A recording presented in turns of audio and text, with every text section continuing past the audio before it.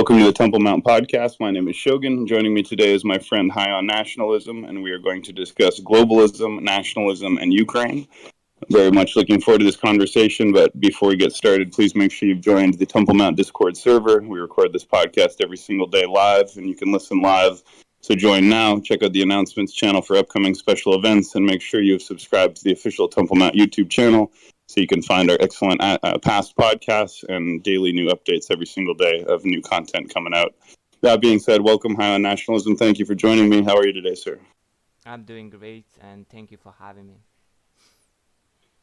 It is my pleasure. So, why don't we start by breaking down the globalism part? We'll go in order: globalism, nationalism, and Ukraine. So, what do people need to know about globalism?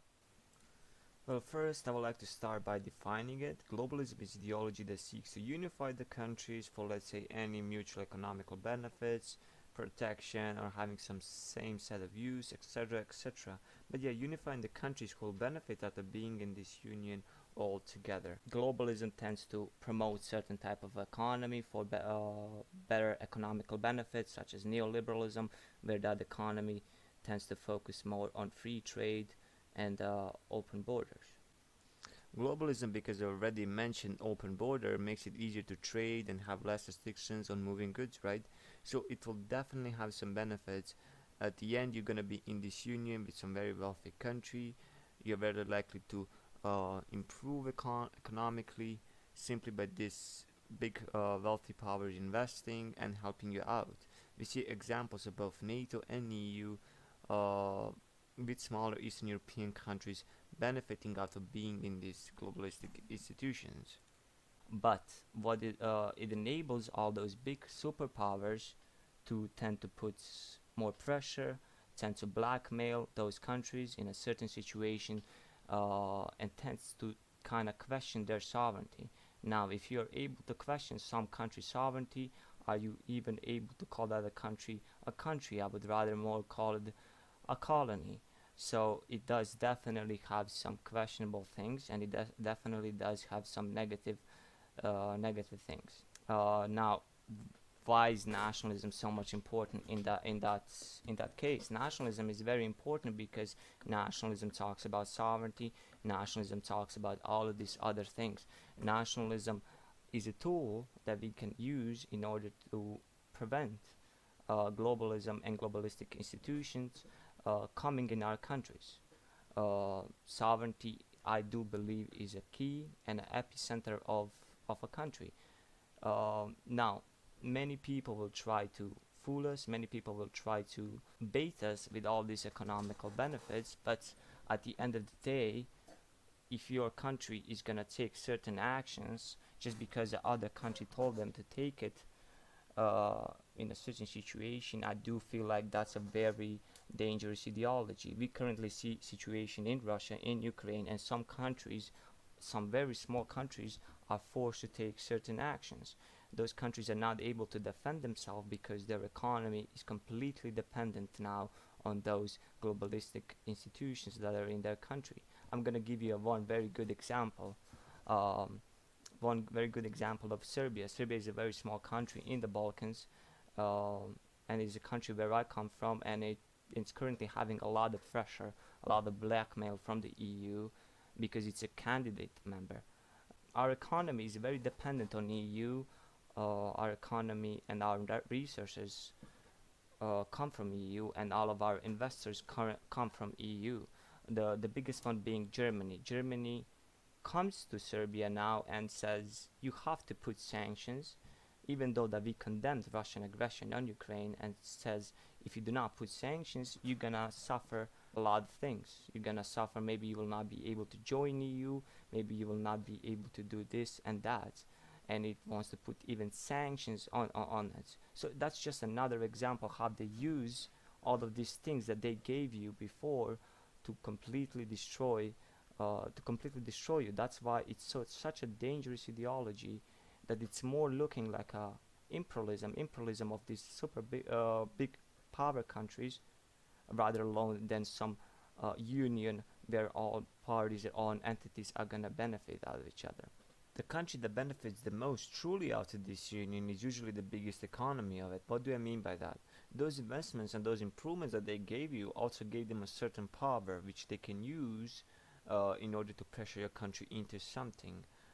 What they also like to do, they also like to attract the workers from all those countries into their country. We have another good example of Germany exploiting the workers from the Eastern Europe and bringing them all into the Germany, even having certain institutions in all these smaller countries who immediately after they're done graduating, they immediately have a job secured in Germany. Also, what globalism tends to do, it tends to bring some other ideologies that will make sure that you completely lose sovereignty. Globalism likes to come with atheism. Globalism likes to come with liberalism. Globalism likes to promote certain stuff such as LGBT, such as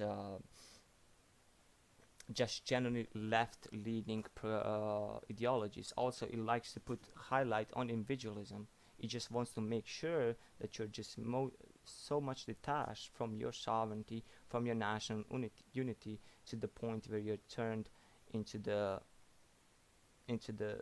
person who is enslaved by the money that comes from those big superpowers, and it's an endless circle.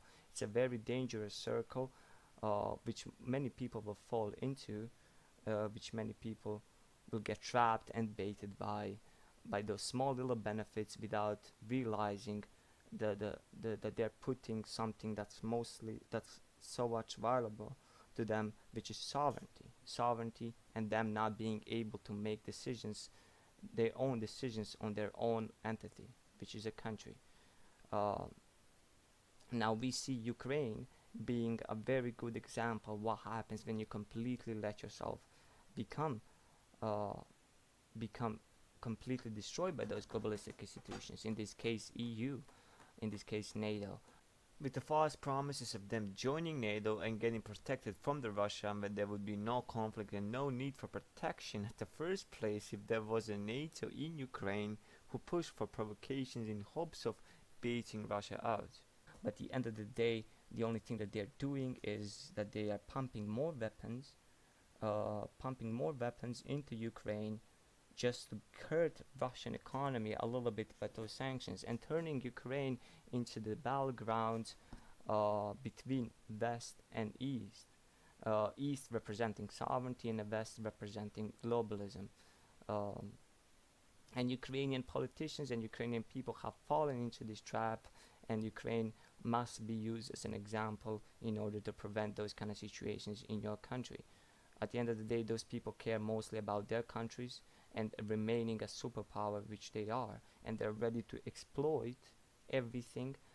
They're ready to risk lives of 50 million people in Ukraine in order to hurt Russia, in order to do the stuff that they're currently doing. And you see how shallow their ideologies are.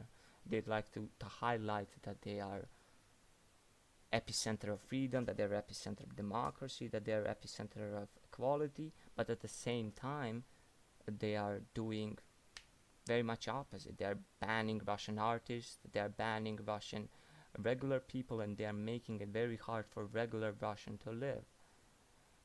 It just shows you the hypocrisy and that how much they do not care about these things that they promote, and that it's very that they're put there to only distract the regular person from the fact that their country's sovereignty is getting absolutely destroyed. Um, the smaller countries are the countries that suffer the most. They do not have any sustainable economy or any sovereign economy to defend themselves from this. That's why nationalism has to be promoted. That's why nationalism is the only tool that we get to promote and protect our society from this. That's why nationalism, I believe, I would say, even is healthy and ensures that your country will be at least protected and at least will not become colony. Um, So, if I can just sort of understand your point of view, is basically that globalism as a globalist system of governance undermines national sovereignty. And when it undermines national sovereignty, that removes the bargaining power or the policy independence of those countries, basically turns them into colonies or vassal states or subordinate countries.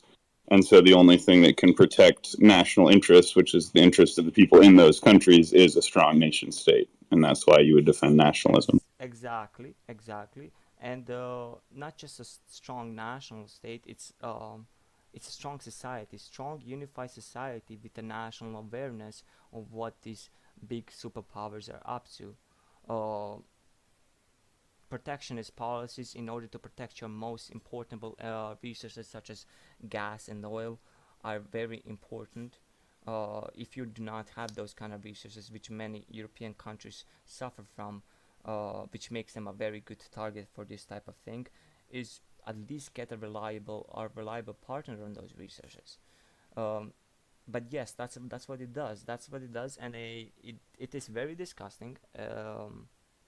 And it's an awful ideology, and the Eastern Europe in general is mostly the region that is getting attacked by this ideology. As we are speaking, you see Eastern Europeans going to all of these other countries, Germany, to mostly Germany, sometimes France, and sometimes Nordic countries. They're getting these countries are having very low birth rates, and they're still immigrating to all of these countries, which is the goal. It's just the goal that this superpower of these globalistic institutions in EU, that's gonna be Germany, in worldwide it's gonna be United States of America, tend to remain superpower, and they're ready to do it at all costs. They're ready to do all awful stuff.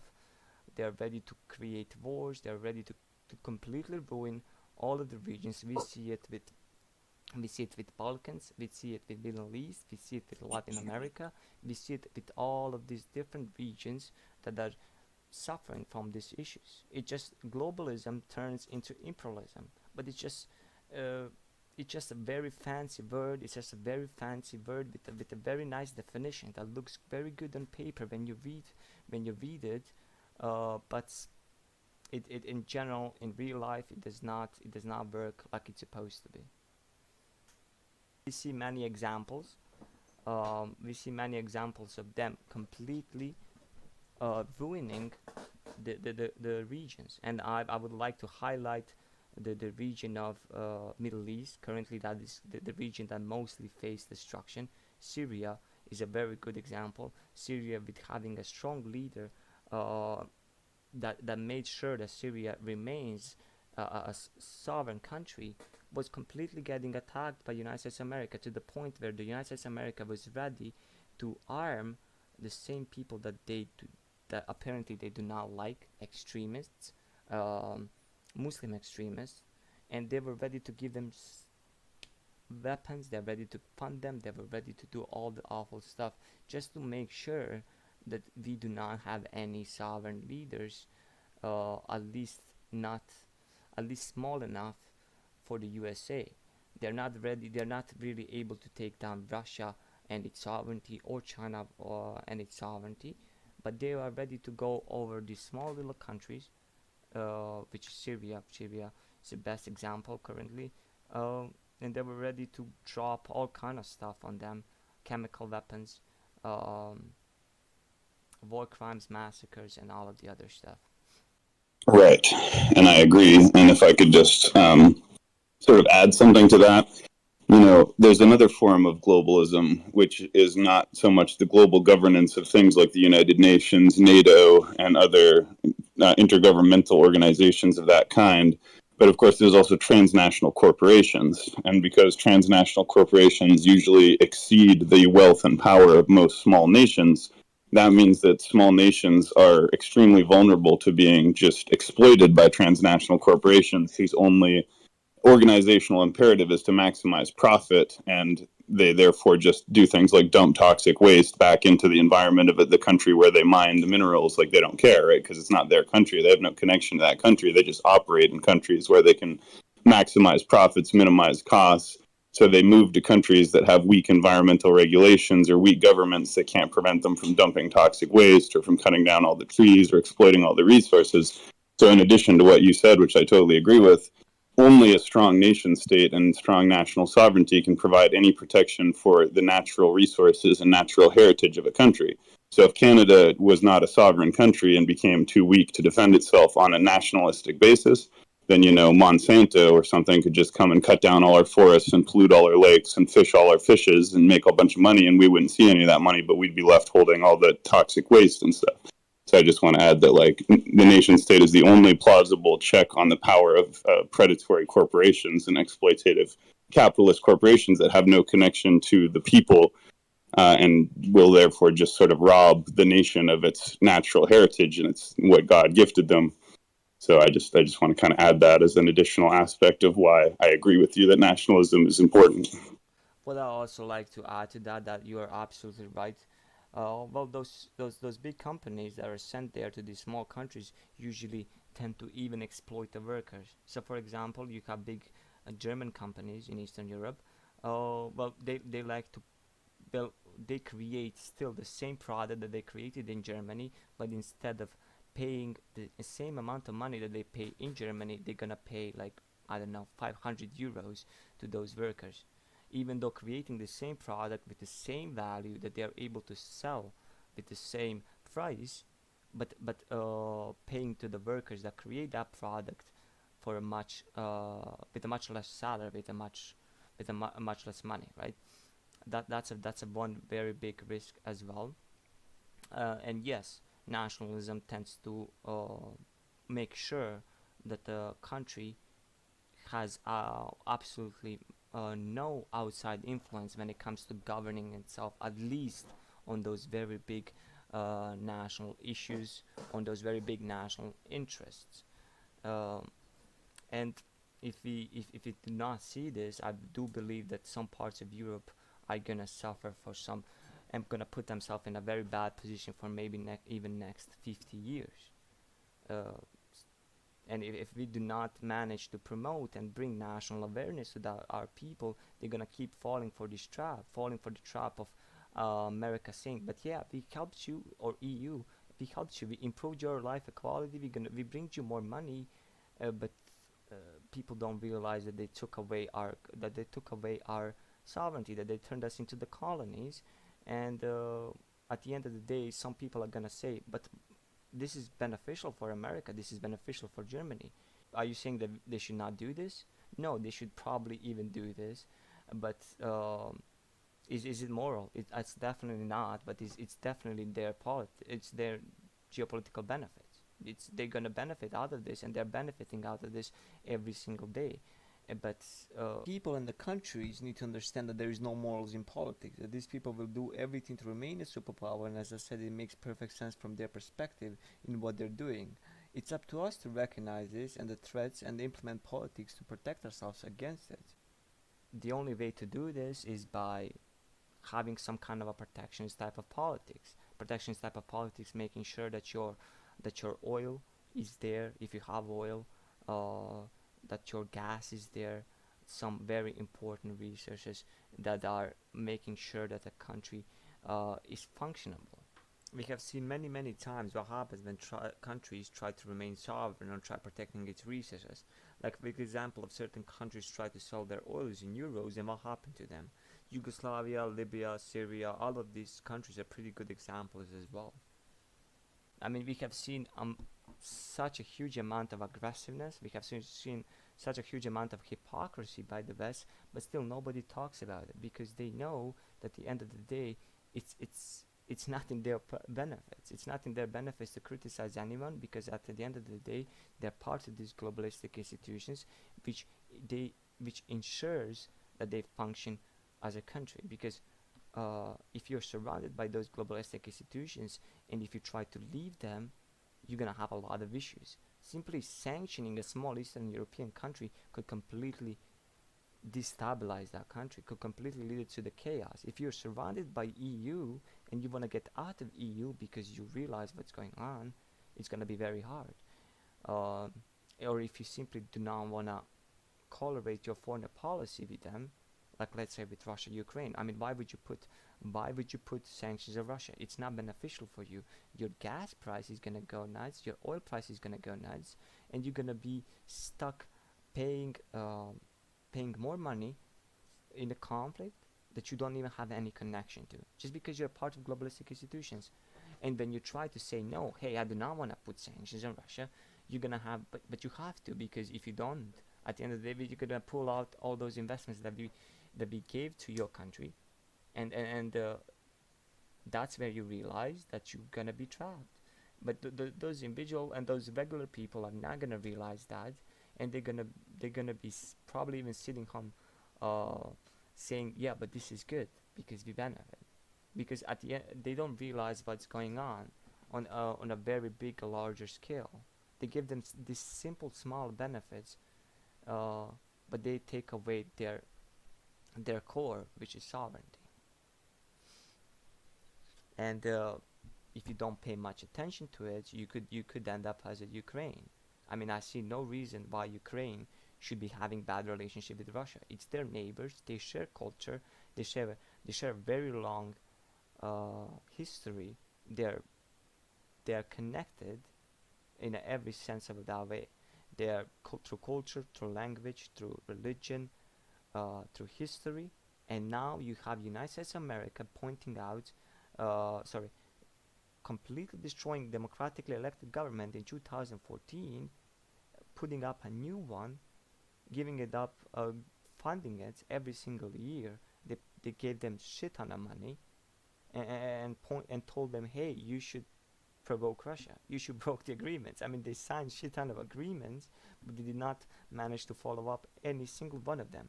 Minsk agreement was every time was started, it was completely destroyed. It was supposed to be a ceasefire. It was supposed to be making sure that the civilians are not hurt, but no, they would shell Donbass every single day.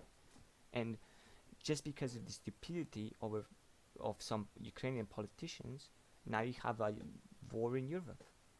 War in Europe, which was caused by globalistic institutions in order to hurt Russia. And why do they want to hurt Russia? Because Russia is a very big sovereign country that they cannot hurt, and that causes problems for them. Also, China, Russia. This is a two very big entities that they cannot touch, and you see a lot of propaganda against them. You see a lot of bad stuff. Sometimes, um, just straight up lies about them, just to make sure that the public has very bad views of them. So, thank you very much for that introduction. That's great. Now, maybe we should try and tie it into Ukraine and the current situation in Ukraine, which I think a lot of people recognize is not so much a war between Russia and Ukraine as it is a conflict of ideologies between nationalism being represented by Russia pursuing its national interests and Ukraine being sort of used as a proxy battleground for the whole globalist sort of idea, and being supported, being part of NATO and being supported by these various Western powers that are part of this globalist agenda against this sort of nationalist anachronism, what they try and frame as an anachronism, right? That Russia is sort of behind the times by still acting nationalistically and not getting with the globalist program. So do you want to tie us into how this all connects to what's going on in Ukraine? Well, as I said already, Ukraine is a best example why you should not let those institutions in your country. Ukraine was generally functioning as a normal country. It has its issues, obviously, it's a very big place, and it has a controversial history, but it was generally having good relationship with Russia. I mean, even if you don't like Russia, Ukraine has to have some kind of a relationship with them. They are, they share a very long border. They share, as I said, a long history, and they're gonna economically benefit if they just start having diplomatic relationship, very normal diplomatic relationship. But no, because it's so close to the Russia, United States of America has seen opportunity, and NATO has seen opportunity to uh, to exploit it, to provoke Russia, in order for Russia to act in some aggressive way, which they did at the end. just so they could put bad policies against them, because at the end of the day there is a war in Ukraine, and America and all those other institutions get to hurt Russia without even having any kind of a conflict, directly a conflict with them. They get to pump weapons in Ukraine to make sure that the war lasts long. They do not want to see this war ended. If they wanted to see this war ended, they would sit with Russia and Ukraine, make sure that there is some kind of a dialogue. Obviously, Russia is not gonna just drop down from Crimea and Donbass. I mean, it's better to give them Crimea than to have a conflict and risk World War III. Russia is big enough, and it's not gonna be conquered easily. So if you think that you're gonna bring Russia with sanctions down, no, you will not. Again, because it's a sovereign country.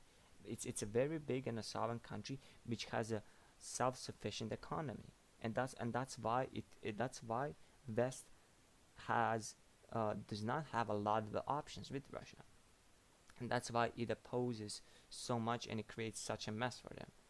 But um, yeah, it's stupidity of Ukrainian politicians. It allowed West to turn Ukraine into the battleground. Now you have so many Ukrainians either fleeing Ukraine or having their childhood city completely turned into the rubbles. Over what? Why? Over Crimea? I mean, Crimea is majority Russian. Crimea voted to join Russia. It's long gone. De facto, it's under Russia. In Russia, we all know it's not gonna drop down for it. But again, you have to realize that this is all reaction to 2014 completely overthrowing democratically elected government in Ukraine, and then setting up those little small puppet phones with no sovereignty. Again, sovereignty is the key.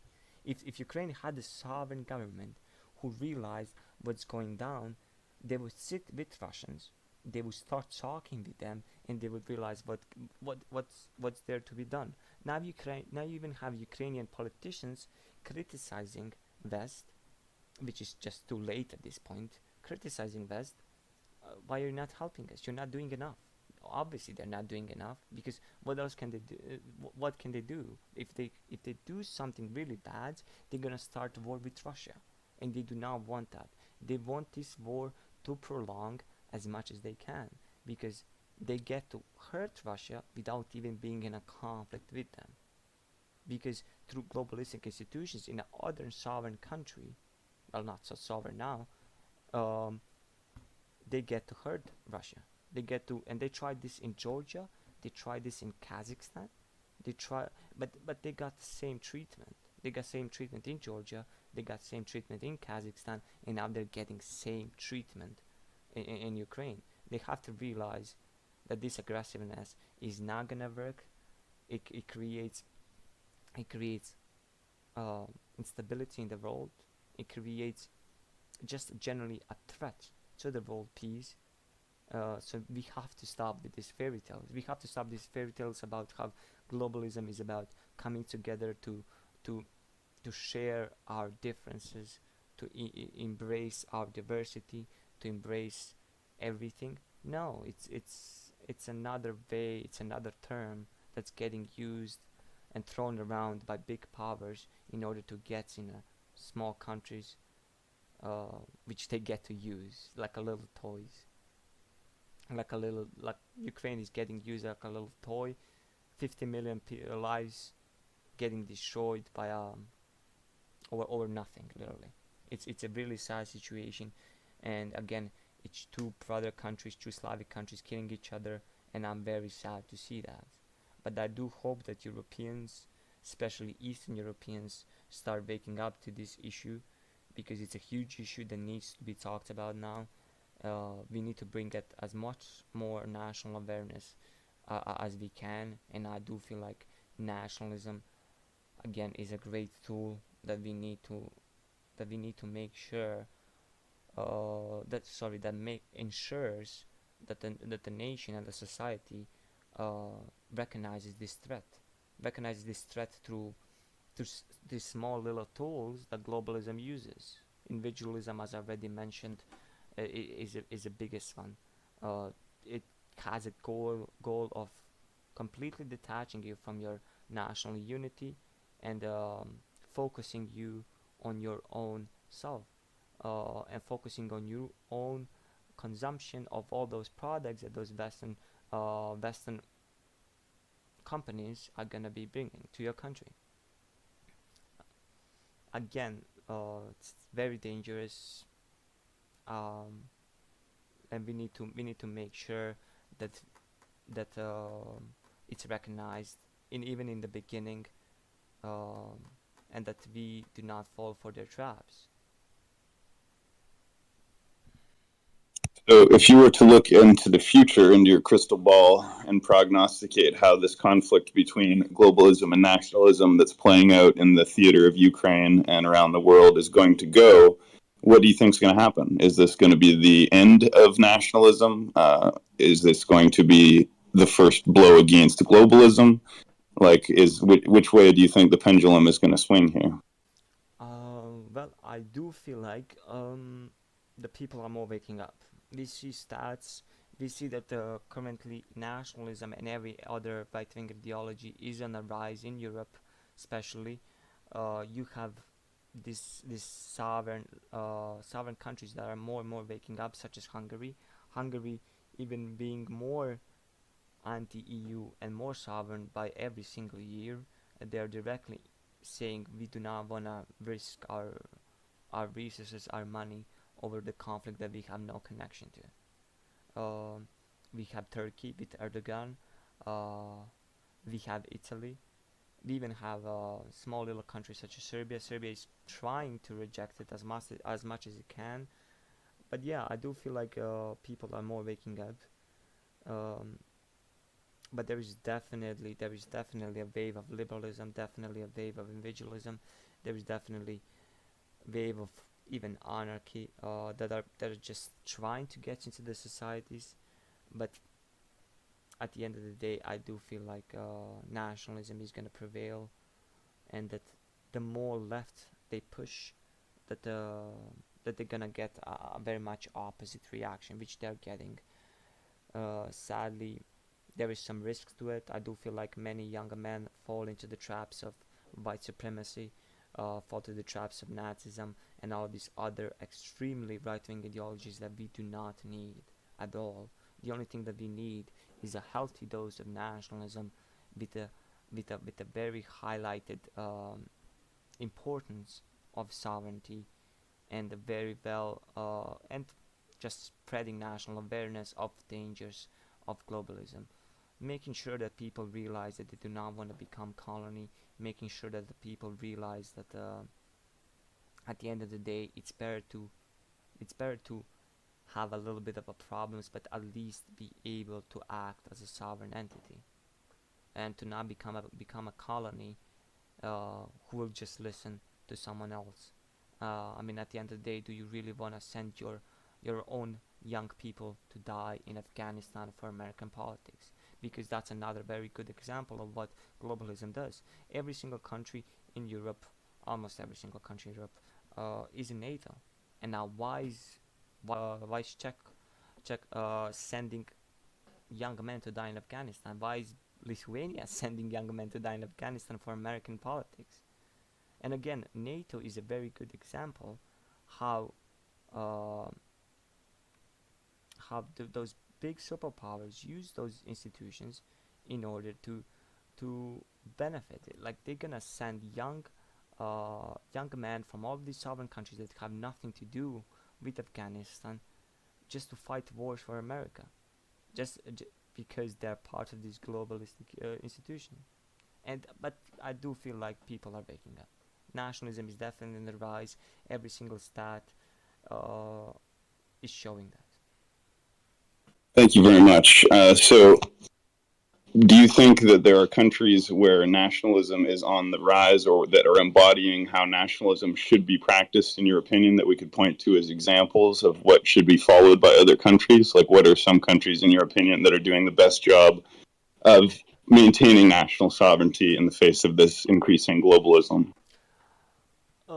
I would like to highlight the example of Hungary. Hungary being very loud about anti-immigration, being very loud against sanctions, against these other things.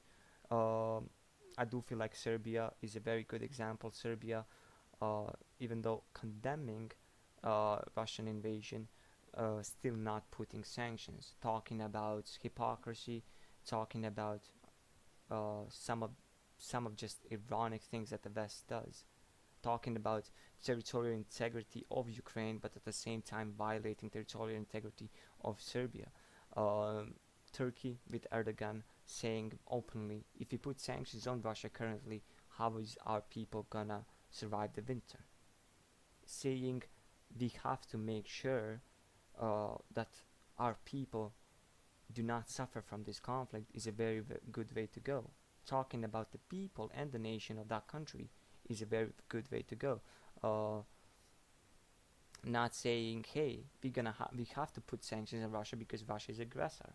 You have to sit down and talk with Russia, because sanctions at the end of the day are just not gonna stop any conflict. I mean, if you think that these sanctions are gonna stop Russia from uh, going invading down more into Ukraine, that's not gonna do it. Then it's just gonna hurt the regular Russians even more.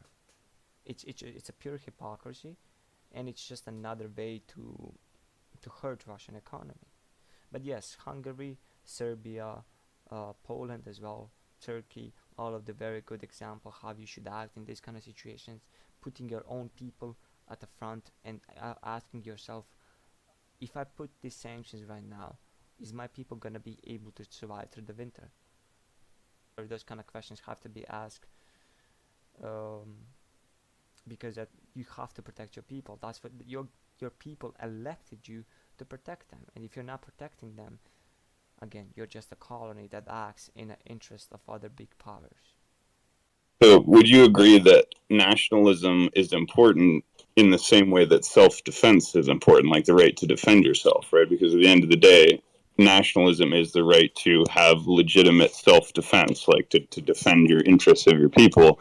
And in a sense, if we lose nationalism, we are forfeiting our right to self-defense, because then we're being expected to sacrifice whatever is asked for us or of us by this globalist agenda, right? So if they say, well, in this globalist world, we need these resources from you to provide them to this other country over here, or we need to extract this mineral because this other country on the other side of the world needs it, or you have to sell these resources that you want to protect, or you have to open up this, national park to resource mining because that's what this agreement, international trade agreement, does. So is it fair to say that the ultimate reason why nationalism is important is because it is our right to collective self-defense as cultural groups?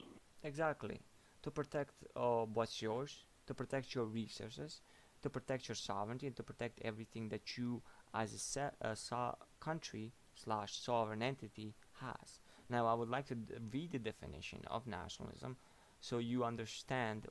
I hopefully you understand why it's so important. Nationalism tends to as an idea of movement that holds that every nation should govern itself free from outside influence. Uh, yes, so that being said, that's a very short version, but it highlights what's important. It highlights that those kind of decisions should be, at the end of the day, decided what's in favor of the people that live in that country, not in what's favor of the globalistic agenda or globalistic institutions that you're part of. Turkey saying, hey, if we put sanctions on Russia, our people are not gonna be able to warm themselves over the winter. That's what nationalism is. Putting your people in front and ignoring the interest of globalistic institution is what nationalism is. And people need to realize that the nationalism, even though it has been demonized as a word, and for a very good reason, again, you can very much connect demonization of the word nationalism with the rise of globalism. As the globalism has risen, the demonization of nationalism has increased. People are connecting with white supremacy, with Nazism today. Like you have a very good example of Trump saying proudly, "I'm a nationalist," and people criticizing him for that, like he said something bad. I mean, is it really bad to put your nation interest first? Is it really bad to protect your people first? People, your citizens of your country. I'm sorry, but I do not see that as bad.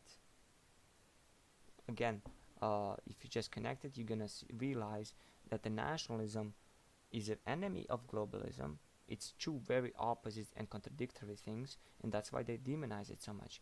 They completely change the definition of this ideology to fit their own geopolitical agenda, which is to make sure that all of these small countries get in these globalistic institutions, so we get to control them, we get to use them as a battleground, we get to exploit their people, to use their people as a cheap labor force, and all of this other stuff. We get to blackmail them, we get to put pressure on them, we get to send their young people in Afghanistan to fight the wars for us. I mean, this is perfect. This makes absolutely every sense if you look at it from American type of perspective. But again, it's definitely not morally correct. Um, those small countries have every right to protect themselves. And again, nationalism is, I do believe, is the best way to protect them. I'm in total agreement. I mean, there will eventually, in my point of view, we will eventually have true globalism and one world government, and that will be a very, very good thing. And that will be when Jesus Christ returns and reigns as king over the earth, right? But until that point, any globalist world government will be an antichrist system and like a false imitation of the one world government that we await when Christ returns. So it's not that globalism is itself bad. Globalism is the best of all possible systems, right? We want world peace. We want one world government. We want one world religion. We want unity. We want peace. But this will never be accomplished by scheming politicians and corrupt institutions of human origin. Only God can provide true globalism. Therefore, as Christians, we reject any atheistic or secular attempt to create a globalist agenda because that's called the beast system.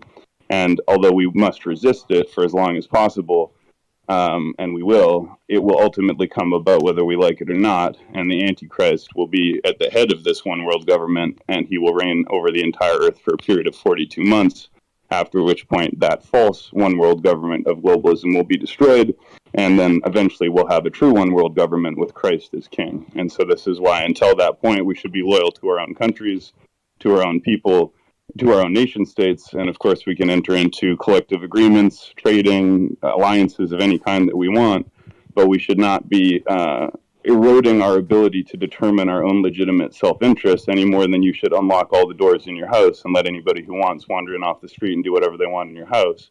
You have the right to protect your family, you have the right to protect your property, you have the right to, the security of your yard and your fields and your farms. And to think that this wouldn't apply at a national level in the same way that it applies at the individual or family level is illogical. As above, so below, right? I have the right to decide who comes into my home. I have the right to decide to preference my family's needs over that of my neighbor. If I have limited resources, I have the right to give them to my children and not someone else's children. And this must be a universal principle that all agreements must be consensual. And you can only have consensual agreements when you have the ability to defend and define boundaries and borders. So if I don't have the ability to define where my body, is my own prerogative, then I can't, refuse anything else. And in the same way that I can decide, who I do or don't want to have sex with, I should be allowed to decide, what nation states I do or don't want to trade with, or who I do or do not want to immigrate into my country, or what I do or do not want to extract out of my country and sell and what I want to keep. Like, this is all the same principle of sovereignty, autonomy, self-defense, and legitimate self-interest.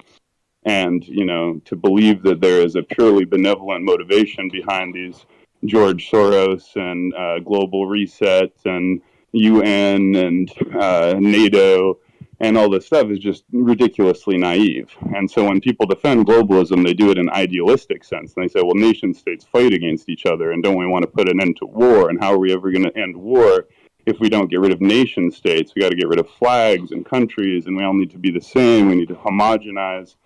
and we need to remove distinctions between our nations and our cultures so that we can all get along peacefully. But in reality, all that's going to do is make each country more easily exploited by transnational corporations. And that's the only goal of these globalist agendas, is to make transnational capital more easily able to cross national borders and less able to be restrained by national policies. But the best way to understand why nationalism is so important is to just use the example of environmentalism. In Canada, we have beautiful natural resources, animals, forests, lakes, and we have every right to pass a law, for example, that says no corporation may dump any toxic waste in any of our lakes, or all of our forests are completely off limits. You can do no logging there whatsoever. Or we don't want Monsanto here, or we don't want these pesticides to be used in our country, or we don't want GMO foods, you know. But in a globalist agenda, they will erode our ability to say no to any of those things. And the only people that serves are corporations, transnational corporations, and people who make money off of international capital. So they mask the ruthless interests of amoralistic international capitalists and transnational corporations under some kind of kumbaya facade of one world government for peace and prosperity. And it's literally just about removing the last impediment to total corporatization of the planet Earth. I do agree. It's like a little fairy tale that they sell to the people, and sadly, I do believe that many people are not interested in politics, which is completely fine, completely normal. And that most people are focused on their own needs of their family, needs of the people that they love. And at the end of the day, they care about, do they have bread on the table.